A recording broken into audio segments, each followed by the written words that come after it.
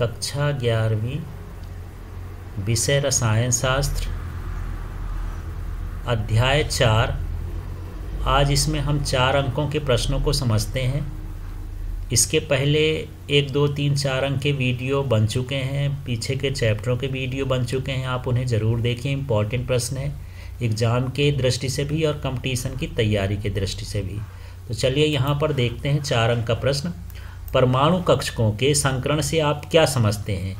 sp, sp2 तथा sp3 संकर कक्षकों की आकृति का वर्णन कीजिए। तो चलिए समझते हैं। सबसे पहले संकरण क्या होता है। तो लगभग समान ऊर्जा वाले कक्षक आपस में मिलकर ऊर्जा का पुनर्वितरण करते हैं और समान ऊर्जा तथा समान आकार वाले कक्षकों को बनाते हैं। इस प्रक्रिया को संकरण कहते हैं। तो यहाँ पर ध्यान देना है कि जो कक्षक हैं वो कैसे होने चाहिए, समान ऊर्जा के होने चाहिए। ये आपस में ऊर्जा का पुनर्वितरण कर लेते हैं और जब पुनर्वितरण कर लेते हैं तो समान ऊर्जा के और समान आकार के कक्षक बन जाते हैं। तो इस प्रक्रिया को हम क्या कहते हैं? संकरण कहते हैं। अब यहाँ पर संकरण के प्रकारों को समझते हैं। तो ये पहला प्रकार है sp संकरण। अब इसमें क्या होता है? इस प्रकार के संकरण में s और एक p कक्षक, एक s कक्षक और एक p कक्षक संकृत होकर के 2 समान sp संकरण कक्षकों का निर्माण करते हैं। जैसे यहाँ पर देख लीजिए, ये s कक्षक का चित्र है और ये p कक्षक का है। तो यहाँ पर यदि ये आपस में ये मिलते हैं तो sp हाइब्रिडाइजेशन होता है। तो इस तरह से नए कक्षकों का निर्माण कर लेते हैं। तो एक कक्षक ये बना, एक कक्षक ये बना, इसका भी नाम sp है, इसका भी नाम sp है। तो इस तरह से संरचना बना लेते हैं, नए कक्षक का निर्माण कर लेते हैं। इसमें ऊर्जा एक समान होती है, इनका आकार भी कैसा होता है? एक समान होता है। जब sp संकरण होता है तो इसकी आकृति रेखिक होती है और इनके बीच का कोण कितना होता है? 180 अंश होता है। चलिए अगला वाला है sp2 संकरण। इस प्रकार के संकरण में एक s 2 p कक्षक संकृत होकर के 3 समान ऊर्जा वाले sp संकृत कक्षकों का निर्माण करते हैं। यहाँ पर देख लीजिए, जैसे यहाँ s कक्षक हो गया और ये p कक्षक हो गया, ये भी p कक्षक हो गया। अब इनके हाइब्रिडाइजेशन से या संकरण से कौन सा कक्षक बना? sp2 कक्षक बना। तो इस तरह से 3 स्थान बन गए, एक ये और ये एक ये, आपस में मिल करके एक पूरा का पूरा ये कौन सा बन गया? sp2 हो गया। तो कितने कक्षक हो गए? 1, 2, 3। और इनके बीच में तीनों की व्यवस्था ऐसी रहती है, सममित व्यवस्था रहती है कि ये तीनों के बीच का कोण कितना होता है? 120 डिग्री का कोण होता है। अगला देख देते हैं sp3 संकरण। इस संकरण में एक s और 3 p कक्षक संकृत होकर के 4 समान sp संकर कक्षकों का निर्माण करते हैं। ये s कक्षक का है, ये p कक्षक का है, ये भी p कक्षक का है, ये भी p कक्षक का है। अब ये हाइब्रिडाइजेशन करते हैं तो कितने कक्षकों का निर्माण करेंगे? 4। तो ये हमारे पास 1, 2, 3, 4, इस तरह से 4 कक्षकों का निर्माण कर लेते हैं और ये चारों कक्षक का नाम क्या हो जाता है? sp3 हो जाता है और इनका जो कोण होता है 109 डिग्री 28 मिनट का होता है। अगला प्रश्न देखते हैं। सिग्मा बंध तथा पाई बंध में या बंध में अंतर स्पष्ट कीजिए। तो चलिए, सिग्मा बंध हो गया, ये पाई बंध हो गया। किन्हीं भी 2 संकृत या असंकृत परमाणु ऑर्बिटल या कक्षक के अक्षीय अतिव्यापन से सिग्मा बंध बनता है। तो 2 ऑर्बिटल हों जिनका समाक्ष अतिव्यापन हो तो उससे क्या बनता है? सिग्मा बंध। ये कंडीशन है कि यदि यस हो या एक यस हो और p हो और ये px से हो, sp3 और यस हो जाए, sp2 और sp2 हो जाए, तो ये आपस में मिलकर के क्या बनाते हैं? सिग्मा बंध बनाते हैं। बस यहाँ पर ये ध्यान रखना चाहिए कि समाक्षीय अतिव्यापन होता है। इसके बाद यदि 2 परमाणु ऑर्बिटलों के बीच समांतर अतिव्यापन होता है तो फिर कौन सा बंध बनता है? पाई बनता है। ये py के साथ बन सकता है, pz के साथ बनता है। यहाँ पर देखिए, यहाँ x के साथ क्या बनेगा? सिग्मा, लेकिन y और z के साथ क्या बनता है? पाई बनता है, क्योंकि यहाँ पर ये समांतर अतिव्यापन या पार्श्व अतिव्यापन होता है और इसमें कैसा होता है? समाक्ष अतिव्यापन होता है। अधिकतम अतिव्यापन की संभावना के कारण मजबूत बंध बनता है। तो सिग्मा बंध में ज़्यादा अतिव्यापन हो जाता है, जिसके कारण बंध जो है मजबूत होता है, उसकी तुलना में ये बंध कैसा होता है? कमज़ोर होता है। s ऑर्बिटलों के अतिव्यापन से केवल सिग्मा बंध बनता है और s ऑर्बिटलों के अतिव्यापन से कभी भी पाई बंध नहीं बन सकता है। ऑर्बिटलों का अतिव्यापन सममित होता है, ये अंतर्नाभिकीय तल के दोनों ओर इलेक्ट्रॉन मेघ से होते हैं। अब इसमें हम उदाहरण में इसको समझेंगे कैसे कैसे मेघ तैयार होता है। अब अगला देख लेते हैं। पी ऑर्बिटलों के अक्षीय अतिव्यापन से चूंकि इलेक्ट्रॉन मेघ दो नाभिकों के बीच आ जाता है, इसलिए नोडल तल के दूसरी ओर लोब का आकार नगण्य हो जाता है। तो यहाँ पर देख लेते हैं, यदि ये मिलते हैं तो यहाँ पर ये देखिए ये संरचना ऐसे बन जाती है, और जब ये मिलते हैं तो यहाँ पर दो लोब बन जाते हैं। ये इस तरह के एक लोब इधर बन गया, एक लोब इसमें, एक ही लोब बनता है। तो इसमें समान रूप से अतिव्यापन होता है।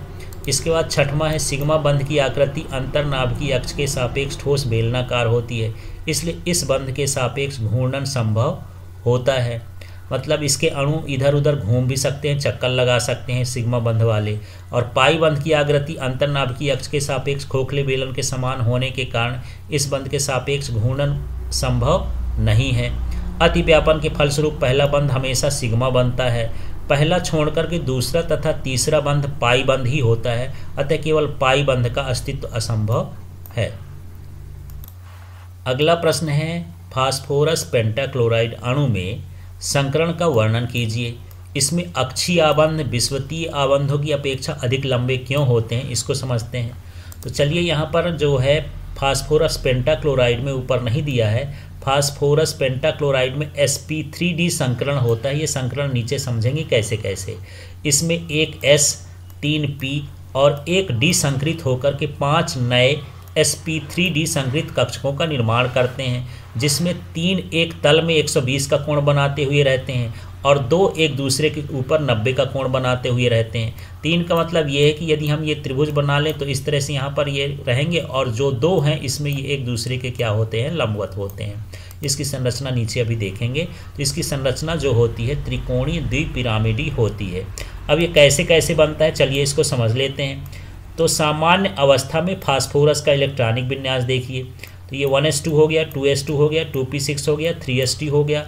अब ये 3p1, 3p1, 3p1 एक x के साथ, एक y के साथ, एक z के साथ। तो इसको यदि हम हुंड के नियम के अनुसार इसको कक्षक के अंदर रखेंगे तो यहाँ पर देखिए बाह्य कक्षक में ये कहला गए, बाह्य कक्षक का बना है। ये 3s2 का हो गया, ये 3px वाला हो गया, 3py वाला हो गया, और 3p ये क्या हो गया, z वाला हो गया। इस तरह से हमको यहाँ पर लिखना है। अब यदि उत्तेजित अवस्था आ जाती है, क्योंकि यहाँ पर कितने क्लोराइड जुड़ रहे हैं, 5, तो इसका मतलब ये है कि ये 5 इलेक्ट्रॉनों को रखने की इसके पास जगह होनी चाहिए। तो अभी हमारे पास कितने इलेक्ट्रॉन हो सकते हैं, 1, 2 और 3 ही जगह खाली है एक एक जोड़ा बनाने के लिए। तो इसमें क्या होता है, जो s कक्षक का इलेक्ट्रॉन है ये उत्तेजित होकर के यहाँ चला जाता है। तो अब कितने खाली हो गए, 5 खाली हो गए। तो इस तरह से ये उत्तेजित अवस्था हो गई। अब यहाँ पर sp3d संकरण होगा तो ये पांचों एक मिल हो जाएंगे, तो इनकी ऊर्जा समान हो जाएगी। अब इसके बाद जो क्लोरीन का इलेक्ट्रॉन होगा इनके अंदर प्रवेश कर जाएगा। इस तरह से पहले क्लोरीन का, दूसरे क्लोरीन का, तीसरे क्लोरीन का, चौथे क्लोरीन का और 5वें क्लोरीन का। तो इस तरह से ये सिर्फ संकरण को बता रहा है कि यहाँ पर कौन सा संकरण हुआ, sp3d का, क्योंकि ये s है, ये p के 3 हो गए और d का 1 हो गया, और मिल करके ये जो पूरे हो गए तो ये क्या कह गए, sp3d संकरण में आ गए। अब इसकी जो संरचना होती है त्रिकोणीय द्विपिरामिडी होती है। तो जैसे यहाँ पर ये जो 3 व्यवस्था है, ये 120 के कोण पर रहता है, ये भी 120 के कोण पर रहता है, और ये तल के ऊपर जब जाता है तो यहाँ पर तल से 90 का कोण बनाता है, ये भी तल से 90 का कोण बनाता है। इस तरह से इसकी संरचना कैसी हो गई, ये 3 कोने वाला हो गया तो त्रिकोणी हो गई, और ये ऊपर नीचे ऐसे तल के ऊपर नीचे जा रहा है तो इसको हम क्या बोलते हैं, द्विपिरामिडी। तो इसकी संरचना होती है त्रिकोणीय द्विपिरामिडी। अगला प्रश्न है, इसमें देख लेते हैं, संकरण के नियम लिखिए। तो संकरण में भाग लेने वाले कक्षकों की ऊर्जा लगभग कैसी होनी चाहिए, समान। ये पहली शर्त भी है, नियम भी है। दूसरा है, संकरण के पश्चात प्राप्त होने वाले संकरित कक्षकों की संकरण में भाग लेने वाले कक्षकों की संख्या के बराबर होनी चाहिए। तो जितने कक्षक भाग लेते हैं, मान लीजिए यहाँ पर 3 कक्षक भाग लेकर के और ये संकरण करते हैं, तो जब 3 कक्षक संकरण में भाग लेंगे तो 3 ही संकरित कक्षक बनेंगे। तो यहाँ पर संकरित भाग लेने वाले कक्षकों की संख्या और संकरण से बनने वाले कक्षकों की संख्या कैसी होनी चाहिए, बराबर होनी चाहिए। संकरण में केवल कक्षक भाग लेते हैं, इलेक्ट्रॉन भाग नहीं लेता, ये ध्यान रखना है। संकरण केवल कक्षकों का होता है, इलेक्ट्रॉन का नहीं होता। अर्धपूर्ण, पूर्ण तथा अपूर्ण कक्षक संकरण में भाग लेते हैं।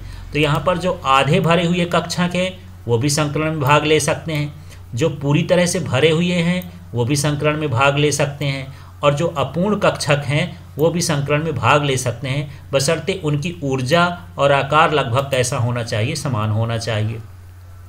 किसी भी अणु की ज्यामिति बंध कोण संकरण पर निर्भर करती है। जैसा संकरण होगा वैसी ज्यामिति और बंध कोण होता है। जैसे मान लीजिए किसी में sp संकरण हो रहा है तो वहाँ का बंध कोण कितना होता है, 180 डिग्री हो जाता है। sp2 है तो 120 डिग्री हो जाता है। sp3 है तो 109 डिग्री हो जाता है। ऐसे जिस तरह का यहाँ पर संकरण होता है उसके हिसाब से ज्यामिति निर्धारित होती है। संकरण एक परिकल्पना है जिसका उपयोग प्रायोगिक तथ्यों के स्पष्टीकरण के लिए किया जाता है। कोई इसके पीछे साइंस नहीं है। संकरण एक सोच है कि इस तरह से होता होगा, केवल ये प्रायोगिक तथ्यों को स्पष्ट करने के लिए इसका उपयोग किया जाता है। अगला प्रश्न देखते हैं, विद्युत संयोजी आयनिक बंध यौगिक एवं सहसंयोजिक यौगिक में अंतर लिखिए। तो चलिए, ये इलेक्ट्रॉनों के स्थानांतरण के फलस्वरूप बनते हैं आयनिक यौगिक, ये इलेक्ट्रॉनों के साझे के फलस्वरूप बनते हैं, वो सहसंयोजी यौगिक कहलाते हैं। ये क्रिस्टलीय ठोस होते हैं, ये साधारणतः द्रव और गैस होते हैं, या उच्च अणु भार वाले यौगिक ठोस भी हो सकते हैं। ये अधिक क्रियाशील होते हैं, ये कम क्रियाशील होते हैं, ये जल में विलेय होते हैं, ये जल में अविलेय होते हैं। ये पिघली हुई अवस्था या विलयन अवस्था में विद्युत के सुचालक होते हैं, ये विद्युत के कुचालक होते हैं।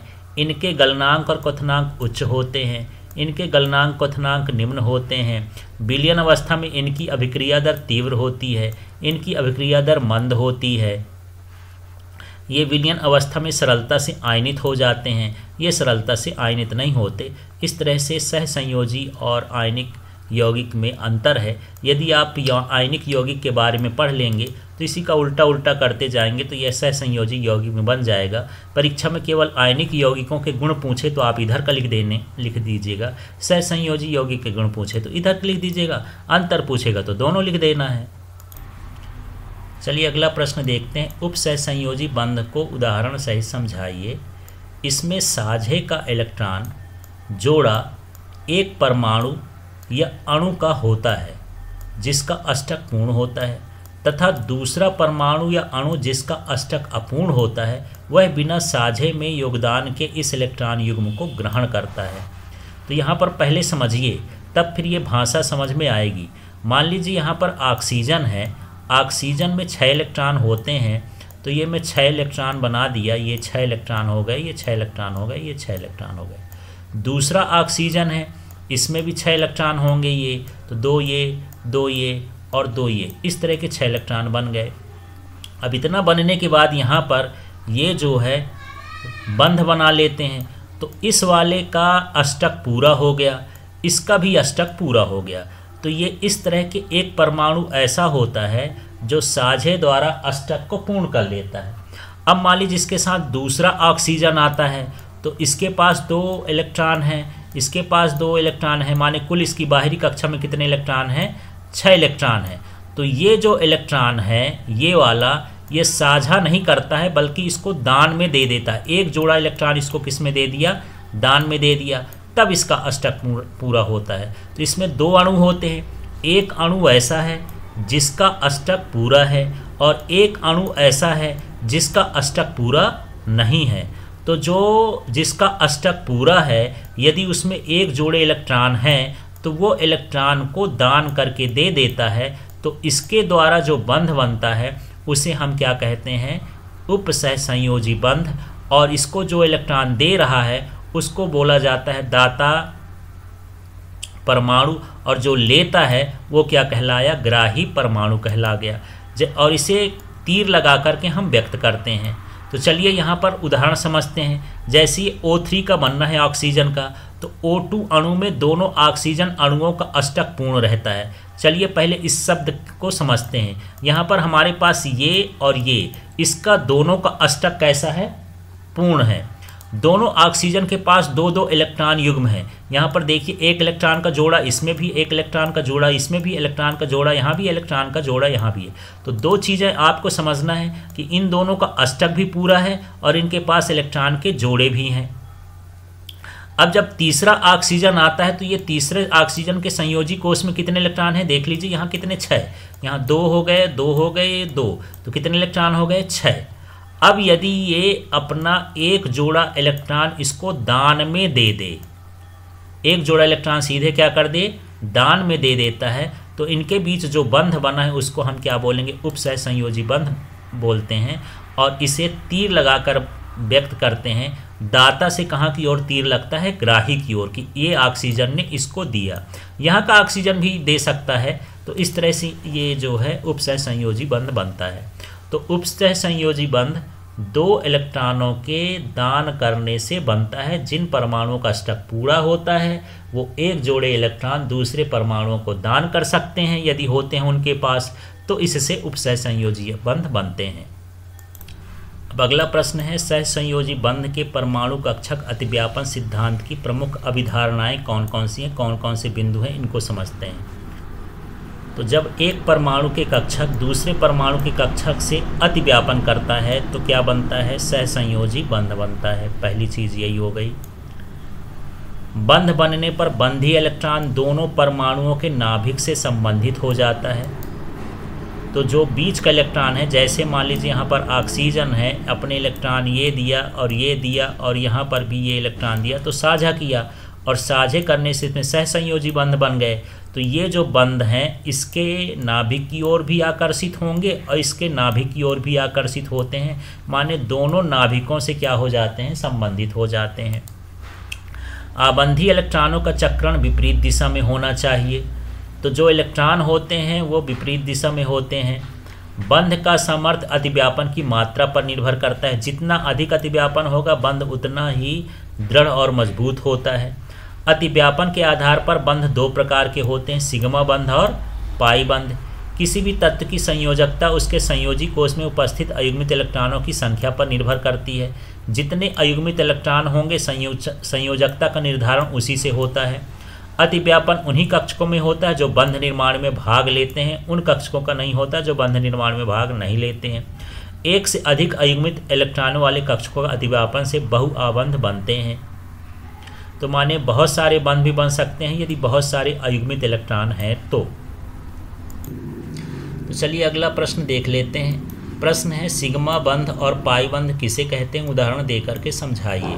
तो जब 2 अर्धपूर्ण कक्षक एक ही अक्ष पर कक्षकों के सम्मुख अतिव्यापन करते हैं, कहना चाहिए एक लाइन में कहूँ कि जब कक्षक समाक्ष अतिव्यापन करते हैं तो बनने वाला बंध क्या होता है, पाई बंध। बनने वाले बंध को पाई बंध कहते हैं, यहाँ सिग्मा बंध कहते हैं। तो बस इतना ही ध्यान रखना है कि जब कक्षक सम्मुख अतिव्यापन करते हैं तो उससे क्या बनता है, सिग्मा बंध बनता है। सिग्मा बंध में इलेक्ट्रॉन का घनत्व अंतर्नाभिकी अक्ष पर अधिकतम होता है, माने अक्ष पर ही जो है इलेक्ट्रॉन अधिकतम रहेगा और प्रबलतम बंध होता है ये सिग्मा वाला। सिग्मा बंध जो है SS अतिव्यापन, PP अतिव्यापन, SP के और इनके अतिव्यापन से बनता है। आपको केवल इतना ध्यान रखना है कि कक्षकों का कैसा अतिव्यापन होना चाहिए, सम्मुख अतिव्यापन होना चाहिए, तब सिग्मा बंध बनता है। तो यहाँ पर देखिए कैसे कैसे सिग्मा बंध बन रहा है, देख लीजिए S। तो ये S कक्षक है, ये भी S कक्षक है और ये आपस में अतिव्यापन हो कर लिए हैं तो ये क्या बना लेते हैं, सिग्मा बंध बना लेते हैं। वैसे SS के लिए कोई सम्मुख अतिव्यापन की आवश्यकता नहीं होती है, ये कहीं से भी अतिव्यापन कर लें तब भी क्या बनाएंगे, सिग्मा ही बनाएंगे। इसके बाद SP अतिव्यापन होता है तो इसमें सम्मुख अतिव्यापन जरूरी होता है। यहाँ पर ये S कक्षक है, ये P कक्षक है, ये आपस में यहाँ पर संयोग करेंगे तो इस तरह से ये SP कक्षक यहाँ पर अतिव्यापन कर लेते हैं। यदि कोई सोचे कि यहाँ अतिव्यापन कर लेता वो नहीं बनेगा, यहाँ सम्मुख अतिव्यापन की आवश्यकता होती है। यहाँ PP में भी सम्मुख अतिव्यापन होना चाहिए। तो ये जो आमने सामने P के लोब से आपस में मिल करके क्या बनाते हैं, सिग्मा बंध बनाते हैं। तो इस तरह सिग्मा बंध बनने की प्रक्रिया है। जब SS कक्षक अतिव्यापन करें, फिर SP वाले सम्मुख अतिव्यापन करें, PP वाले सम्मुख अतिव्यापन करें, इसमें सम्मुख की आवश्यकता नहीं होती है। तो अगला प्रश्न देख लेते, इसमें पाई बंध। तो जब 2 या 2 से अधिक अर्धपूर्ण कक्षक आपस में पार्श्व अतिव्यापन करते हैं तो इससे बनने वाला बंध, तो यही है, जब पार्श्व अतिव्यापन हो तो कौन सा बंध बनता है, पाई बंध बनता है, यह बंध दुर्बल बंध होता है उसकी तुलना में। तो इस तरह से यहाँ पर दिखा सकते हैं ये पी के बीच में ये पार्श्व अतिव्यापन हो रहा है और इसके बीच में कौन सा बंध बन रहा है, पाई बंध बन रहा है। चलिए अगला क्वेश्चन देखते हैं, sp3 संकरण क्या है, उदाहरण देकर के स्पष्ट कीजिए।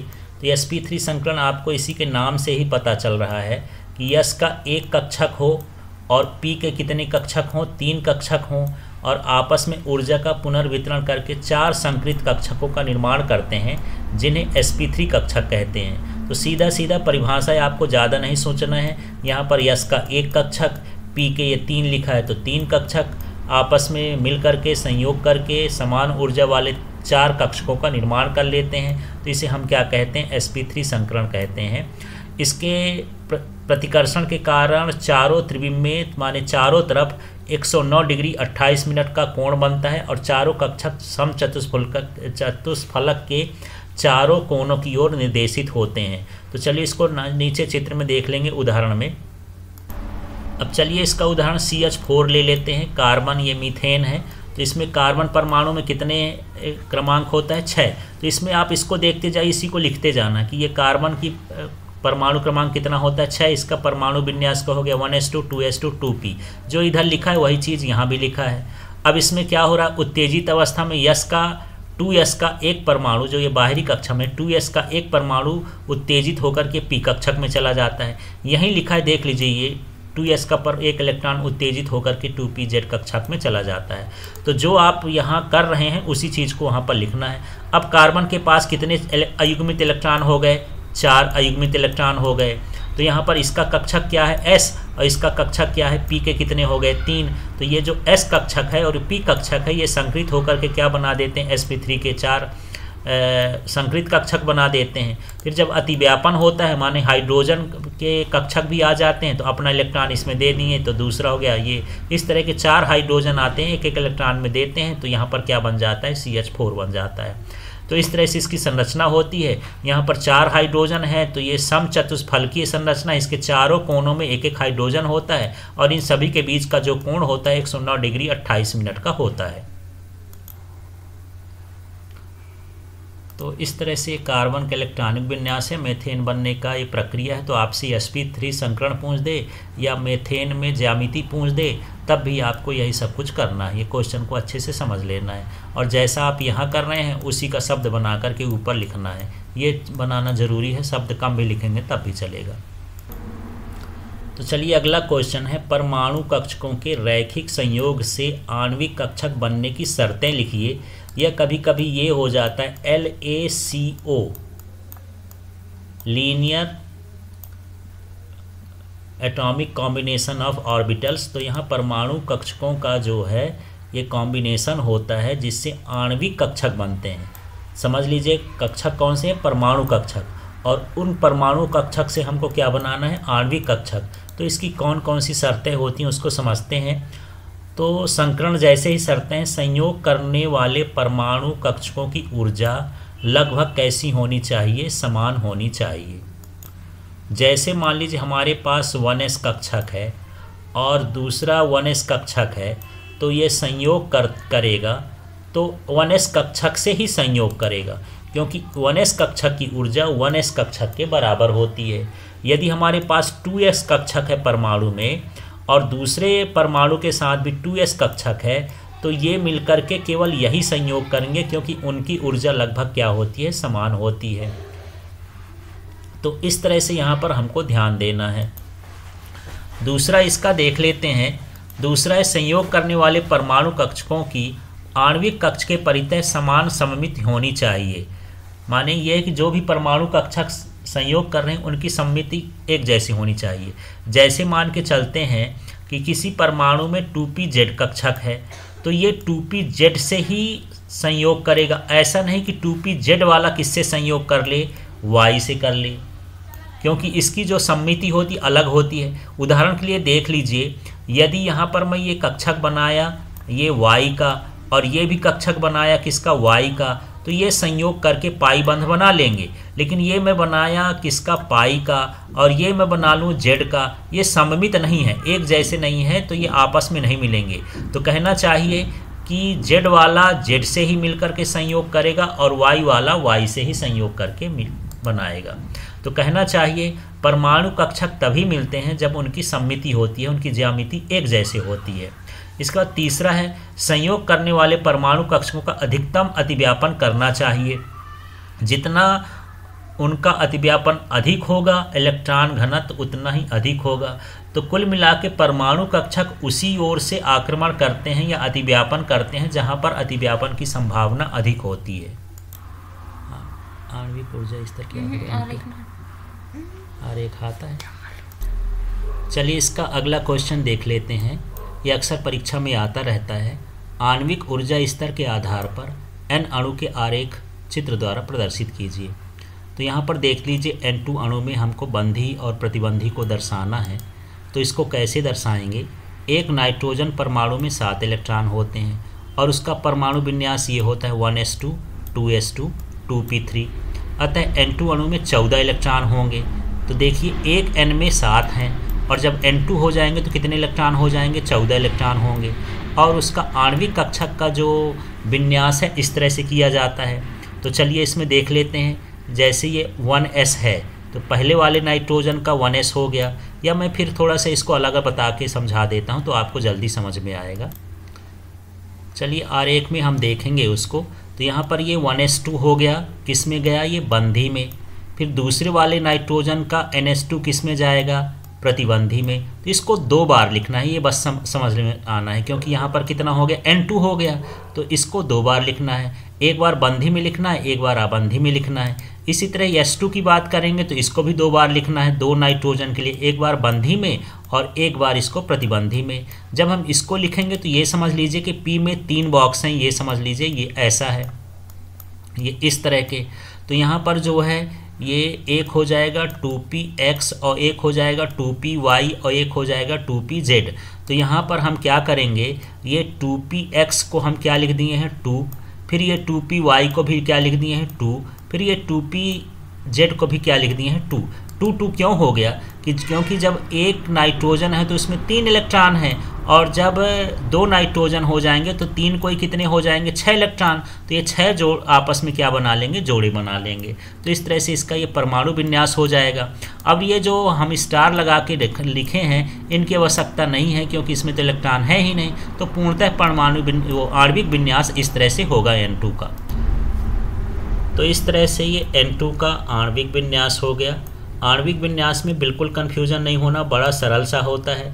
केवल आप एक अणु का विन्यास करिए और आपको ध्यान रखना जो पूरी तरह से भरा हुआ है। जैसे पूरी तरह से भरा हुआ है तो एक अणु के लिए 1s लिखेंगे, दूसरे अणु के लिए फिर उसको स्टार में ले जाएंगे, फिर 2s पूरा भरा हुआ है तो इसको 2s2 को पहले बिना स्टार का लेंगे, s के साथ सिग्मा बनता है तो सिग्मा लगा देंगे और यहाँ दूसरे के साथ क्या ले लेंगे? स्टार में लिख देंगे। P में 3 कक्षक होते हैं, x और y और z। ये पूरा नहीं भरा है, इसमें अधिकतम इलेक्ट्रॉन 6 आ सकते हैं। तो जो दूसरा वाला नाइट्रोजन है उसके भी एक इलेक्ट्रॉन आ जाएंगे।